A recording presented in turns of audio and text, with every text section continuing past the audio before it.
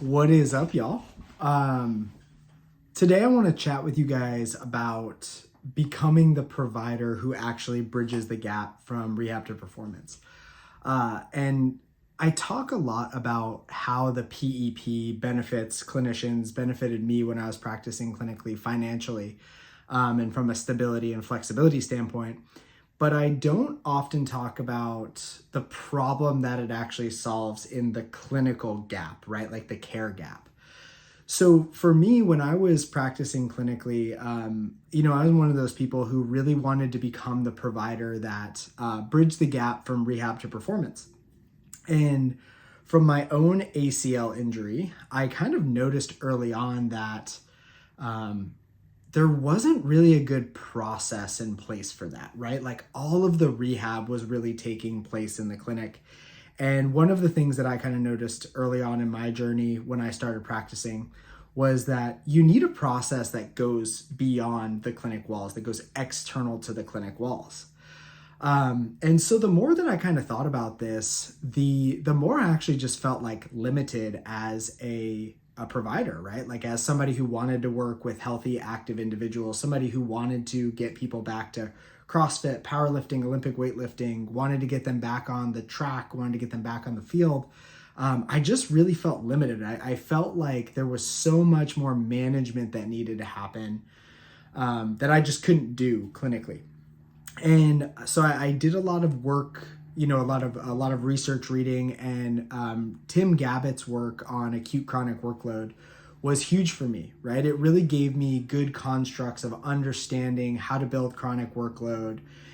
And what I kind of found in his work and my takings from that was that traditional models, even traditional cash-based, session-based models, they still felt like a management piece was missing from that journey, right? Because I kind of believe that like true workload accumulation, it needed to have increased touch points. It needed to take place over a longer period of time. And what I kind of felt like was when I moved to cash-based, the messaging around the value of cash-based was really about like, well, we get you better faster.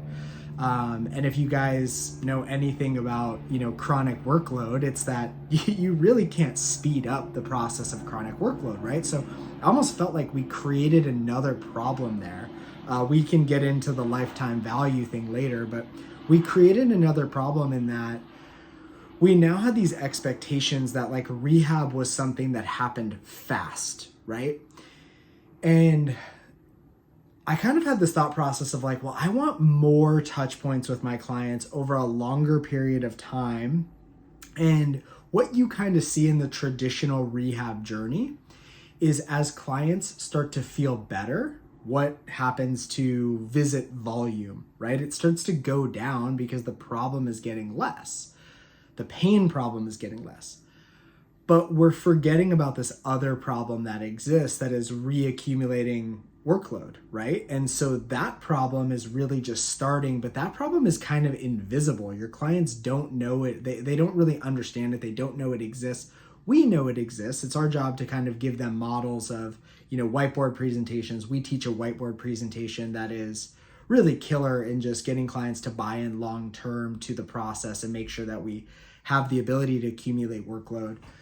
But when I transitioned to cash pay, it kind of was like, hey, if you're going to want to accumulate the amount of workload that you need to accumulate, you need to come in, 3 times a week. This is in theory, right? And that would have been like, $600 a week. So it just like, it didn't make sense financially for me to ask that of my clients. And so I kind of started thinking about all these problems that existed, right? Like problem number one was that I felt like I wasn't actually able to be a provider that bridged the gap from rehab to performance. I felt like I didn't actually have a delivery mechanism to do that.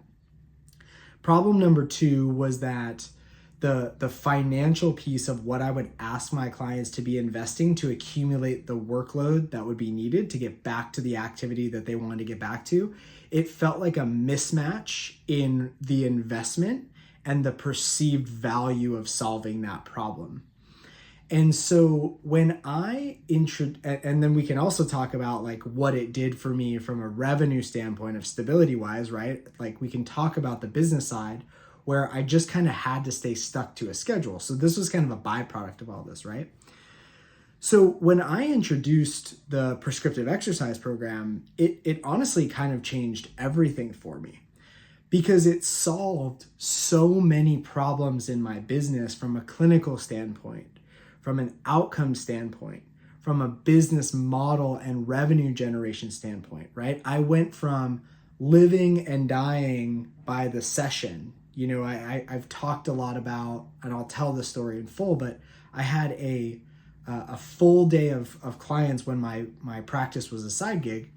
And I had, you know, $800, $1,000 worth of clients on my schedule, and the roads to my clinic flooded, and I lost $1,000 of revenue that day, right? So I had all these scars from being in the session-based model. And when I implemented the prescriptive exercise program, which what we teach, that is an asynchronous delivery mechanism that goes alongside your in-person visits.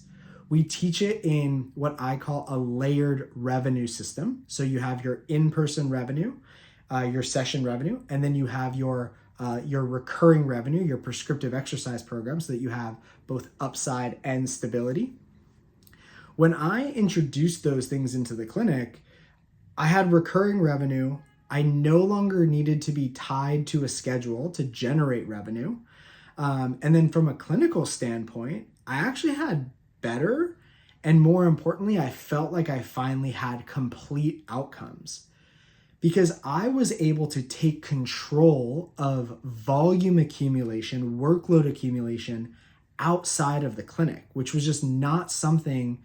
It was either something that I was having to do session by session and like touch base with people weekly, or it was something that I had to do for free, which then led me into a little bit of burnout and resentment.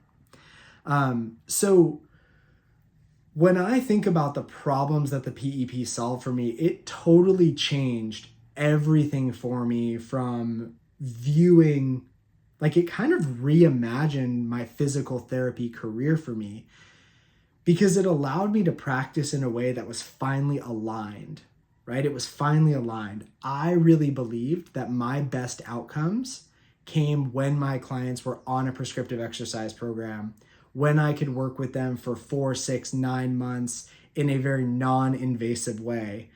And again, like it just kind of gave me this revitalization of like, wow, like I don't have to do things the traditional way. I can actually break free and do things in a blended way, right? And now we talk about the blended practice model that we kind of teach to our clients.